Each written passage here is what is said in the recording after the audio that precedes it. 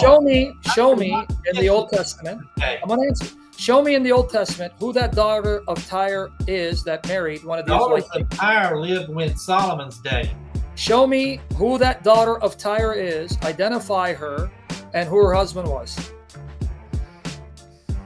And look here, and at the right hand stands a queen in gold from Ophir. Ophir again lived in Solomon's day. Show me These are real people and who her husband was. As you just saw, Stacy, Tubeville, and Shamoun just debated last night on Standing for Truth. And I did watch the debate, and I thought the debate went very well. And obviously, I do believe that Shamoun won the debate. And yeah, I mean, it seems as though Shamoun is very thorough in his approach. And this is the Shamoun that I really do appreciate. Obviously, Shamoun has sort of a stigma. A lot of people think that he is rude, obnoxious, and everything under the sun. And if you ask him, he probably would admit that sometimes he can be that way. And so it's no secret that he behaves that way at times. But I believe that this is when Shamoun is at his best, when he is calm and collected and not allowing his emotions to get the best of him. Even if someone says something to him that may be offensive to him, it's when he remains calm and still approaches the conversation from a more cerebral point of view instead of an emotional point of view. And I think Shamoun really showed that in this debate. And there is one particular part of the debate that I found very satisfying, because the argument that Shamoun used to challenge Stacy Tubeville, he used Psalms 110, and I'm going to show you that clip. But I did want to give you a little bit of context here. So Stacy Tubeville, he's a Unitarian. He was once a oneness. He's now a Unitarian, so he rejects the notion that Jesus is God altogether now, right? And obviously, Shamoun will consider himself a Roman Catholic, and so he's arguing for the Trinitarian perspective. And I believe the topic of this debate is Unitarianism biblical, or is Unitarianism true? And so this debate was fun to watch. It was interesting to hear the argumentation. And once again, I did feel that Shamoun came out on top. And as I stated, I think one of the approaches, one of the arguments, should I say, one of the questions within the cross-examination portion of this debate really stood out to me, because it's an argument that I use when I'm refuting Unitarians, or when I want to show the three persons in one being. When I want to show the Trinity, I'll use Psalms 110, and I think that we all can do this and use it. And also, I know a lot of people out there have an issue with Shamoun, right? They don't like him for whatever reason. They feel that he's rude, he's obnoxious, and some people may even feel that he's not even saved, right? He doesn't even have salvation. That's fine. You can have your opinion. That's fine. As I always say, at the very least, you can use people that you disagree with. You can interact with people that you disagree with, or find very frustrating to deal with. You can still learn something from these individuals, and that's the whole goal of this, right? The point of me reviewing this debate is not to say that I align with Shamoun on every single point of view now, or I align with Shamoun on everything, and I agree with him on everything. That's not the point, right? The whole point is learning argumentation and learning how to become a better apologist, a better Christian apologist, by adopting argumentations, even though you disagree with a person theologically. With that said, let's get into this portion of the debate that I really appreciated, and let me know what you guys think with this approach. Psalm 110, since you keep mentioning it. Psalm 110, I'm going to use that now. In verses 5 to 7. Psalm 110, verses 5 to 7. Let's see if you can answer this one. Let me read it, because every time I ask, anyway, we get the same thing. That's fine. Psalm 110, verses 5 to 7. Okay, the word is Adonai. Not Adoni. It's not Ladoni. It's Adonai, which according to the Masorah, the Jewish scribes changed from Yahweh. It originally said Yahweh, but we'll put that aside. All right, so this idea of Adonai is a phrase that's only used for God, right? And as Shamoun just pointed out, it's only a phrase that's associated with Yahweh. Yahweh was there, but it was removed and Adonai was put there. But let's listen to the way Sam finishes his question there. The Lord is at your right hand. Follow the pronouns, Stacy. He will crush kings in the day of his anger. He will render justice among the nations. He will fill them with corpses. He will crush the head that is over the wide earth. He will drink from the brook by the wayside. Therefore, he will lift up his head. The pronouns refer to the Adonai 5. The Adonai at your right hand, meaning the Adonai at Jehovah's right hand, he will drink from the brook by his wayside. Can you explain to me why is it that David's Lord is called Adonai, which according to Masorah originally read Jehovah? Now, listen to the way Stacy answers this question, right? Sam Shamoun's asked Stacy a direct question. Can you tell me why Adonai, all these pronouns, these attributes, these things that this Adonai will do, why is this person being called Adonai in Psalms 110, right? Why is he called Adonai? And remember, keep in mind that Adonai is only a reference for God.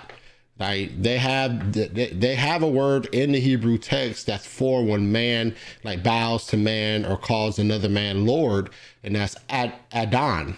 That's Adon. So there is a term within the Hebrew scriptures that directly references a man calling another man Lord, right? But we see in Psalms 110, Adonai is being used. Adonai is a reference that's only for God. Adonai, not Adon, Adonai. That is a reference only for Jehovah. And so Jehovah, in Psalms 110, is that Lord, right? Let's see how Stacy responds. Again, it says Jehovah, and then it says Adonai. It also says he's a priest after the order of Melchizedek. This is talking about Jesus. He's the Lord at your right hand. Again, the Son of Man is at the right hand of God. He's not God. So you have the Lord of the universe, and then you have a Lord who is made king over Israel. This is not saying Jesus is God. It does not bear out. Repeat the question again. Notice Sam Shamoun throws his hands up. Right. Why did Sam throw his hands up? Because Sam sees that Stacy's not answering the question. The question was pretty direct. Sam asked, why is this individual that's being described in Psalms 10 being called Adonai? He will drink, right? He will lift up his head. Like these are things that are being attributed to Adonai. Why is the Son of God that's at the right hand of Jehovah being called Adonai? Once again, Adonai is a term only used for God, right? Adonai is only a term used for God. So Sam asked him the direct question, and Stacy did not answer that question. Stacy went on a different type of rant trying to explain each point of the verse. That's not the question that Sam asked you, right? So here it is. Let's see Sam repeat the question. Let's see if Stacy can answer the question this time. You didn't answer it. I just read it to you and explained. No, let me repeat it again. You didn't answer it. In verse 5, the word is Adonai. Adonai, okay, which is the term commonly used for Yahweh. And I just told you that according to the Masorah, this is a Jewish source, it originally read Jehovah. That's why in the Jehovah's Witness Bible, the World Translation, it says Jehovah is at your right hand. So I'm going to ask you the question. Since David's Lord is called Adonai, which is a common term for Jehovah. So he's repeating it, right? Sam is repeating it. Adonai is a common name for Jehovah. Adonai is a common name for Yahweh, right? If this particular Lord that's in Psalms 110 is just a normal man and just the son of God, not God, then why is he being called Adonai? Why is he being called Yahweh or Jehovah? Because that's what it originally is saying. That's what Sam is pointing out. And so once again, let's listen to Stacy and see if Stacy answers this question. And the Masorah says it was originally called Jehovah. This Adonai Jehovah drinks water.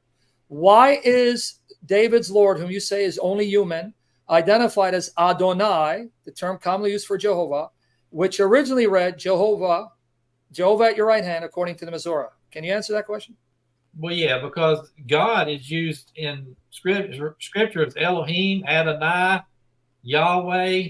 But it explained it to you in verse 1.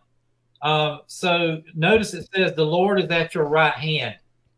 So of course the Father and Jesus are there, but one is God and one is the Son of God. Oh man. Again, this is a prophecy. So what happens when it comes to fruition? You have the Son of God at the right hand of God. He's not a God the Son. He's the Son of God, the firstborn, the first resurrection in the new covenant. You're not proving anything about bringing this stuff up. It doesn't say he's God. Well, let me ask you another question. Psalm 110. All right, so Sam, see, what the reason I'm laughing, guys, is because I'm looking at Sam's expressions on his face the whole time, right? Sam Shamoun's expressions on his face is absolutely hilarious, man. It's absolutely hilarious, and because he in the middle of Stacy's explanation, Sam realizes that he's not gonna get an answer from Stacy, right? He's not gonna get the answer that that he is desiring. And what I think this shows, though, is that there is no answer from Stacy's perspective. Stacy's Unitarian. There is no answer to the question that he can give without presupposing his theology onto those verses, right? So that's what he's doing. Stacy is looking at the Psalms 110, and he's saying, if I read these verses in the way it's supposed to be read, and if I understand it in the fashion it's supposed to be understood, then I'm going to refute myself. So what does Stacy have to do?